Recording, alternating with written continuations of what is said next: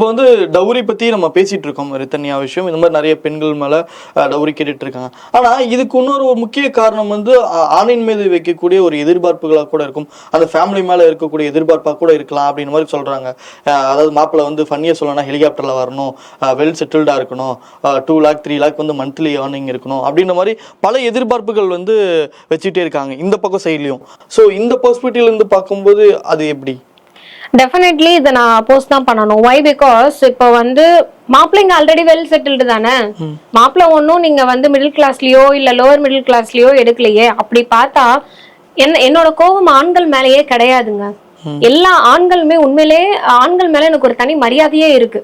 ஏன்னா மிடில் கிளாஸ்ல இருக்கிற ஆண்களை பாத்தீங்க அப்படின்னா அவங்களோட லைஃபை செட்டில் பண்றது, தங்கச்சிக்கு கல்யாணம் பண்ணி வைக்கணும், அக்கா கல்யாணம் பண்ணதுக்கு அப்புறமா நான் கல்யாணம் பண்ணிக்கிறேன்னு சொல்றது, ஆண்கள் எவ்வளவு தியாகம் பண்றாங்க தெரியுமா ஒரு ஃபேமிலிக்காக.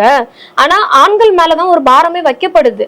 அது அவங்களுக்கு பிடிக்குதோ பிடிக்கலையோ ஏதோ ஒரு வேலைக்கு போய் ஆகணும், மாசம் சம்பாரிச்சு ஆகணும், இஎம்ஐ கட்டணும், பேரண்ட்ஸை பாத்துக்கணும். அதுவும் பாருங்க, பொண்ணா இருந்தாங்கன்னா கல்யாணம் பண்ணி புகுந்த வீடுன்னு போயிடுறாங்க. அத்தனை வருஷம் அவங்கள படிக்க வைக்கிறாங்க, லட்சக்கணக்கில் செலவு பண்றாங்க, மேற்கொண்டு டவுரின்னு வேற நகை நட்டெல்லாம் போட்டு கட்டி இன்னொரு வீட்டுக்கு தான் அனுப்புறாங்க. ஆனா ஒரு ஆம்பளை இன்னொரு வீட்டுக்கு அனுப்புறாங்களா?